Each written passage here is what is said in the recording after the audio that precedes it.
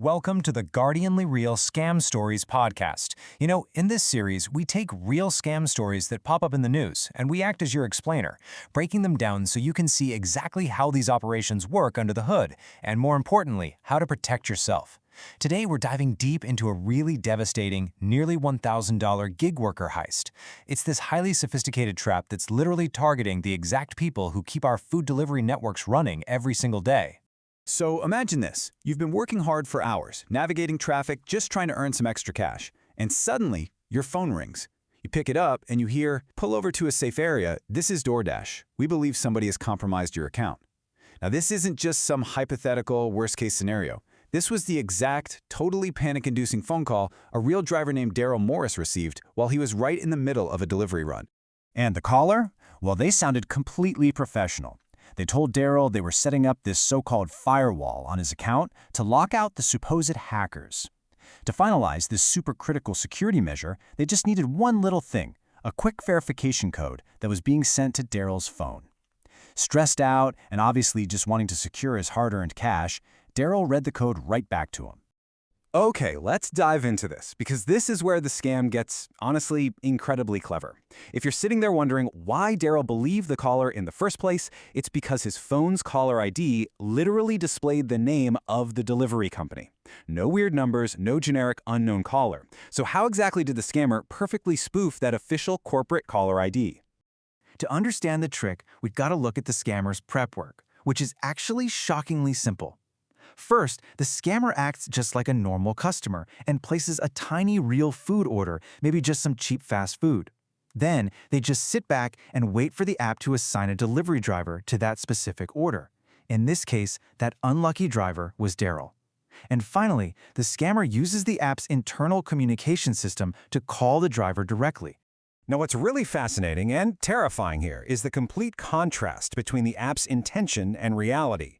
See, the intended use for this calling feature is purely for basic customer-to-driver communication. Stuff like giving gate codes or drop-off instructions. But scammers absolutely abuse this, because when a customer calls a driver through the app, the system naturally masks their personal phone number for privacy. So to the driver receiving the call, it just shows up as coming from the corporate system. The scammer exploits this technical mask to pose as official corporate support.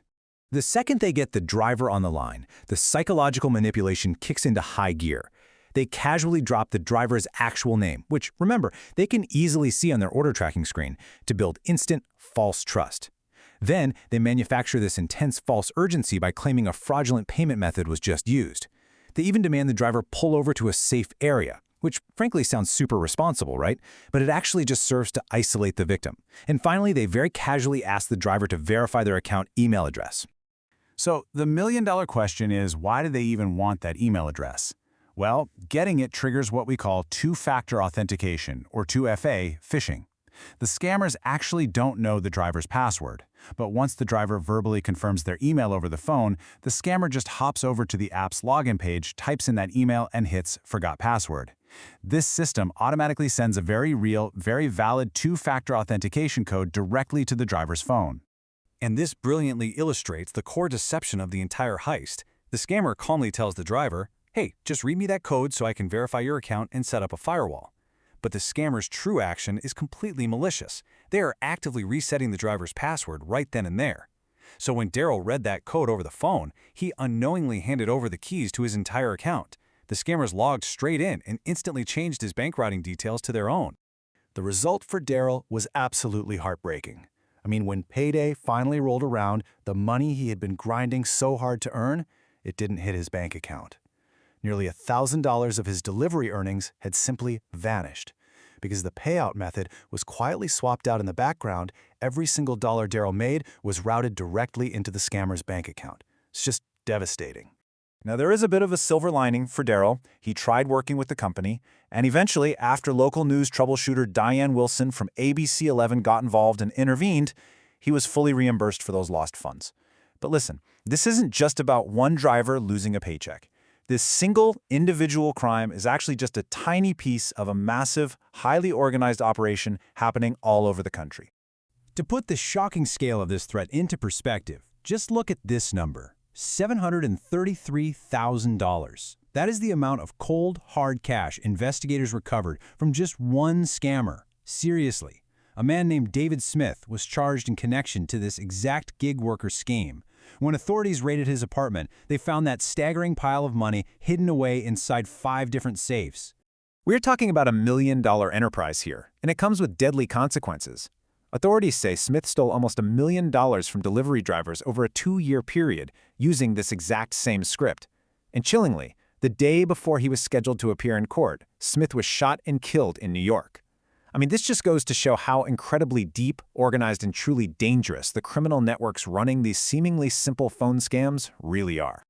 All right, here are the absolutely vital tips you need to remember to protect yourself. First off, never, ever share 2-factor authentication codes over the phone with anyone. Real corporate support will literally never ask you to read a code back to them. Second, beware of manufactured urgency. Scammers want you panicked, so you stop thinking clearly. Don't fall for it. Third, watch out for claims of authority. Just because your caller ID says the company's name doesn't mean it's actually them. And finally, if you are ever feeling even slightly suspicious, just hang up. Open your app and contact support directly through the official, verified channels. So, I'll leave you with this final, provocative thought. When the phone rings with a sudden, urgent emergency, will you recognize the warning signs before handing over your entire paycheck? That single moment of hesitation is often the only difference between keeping your money and losing it all. Thank you so much for joining me for this episode of Guardianly's Real Scam Stories. If you found this explainer helpful and you want to help us expose more of these frauds, please make sure to like, subscribe, and share this story so others can protect themselves too. Stay safe out there, everyone.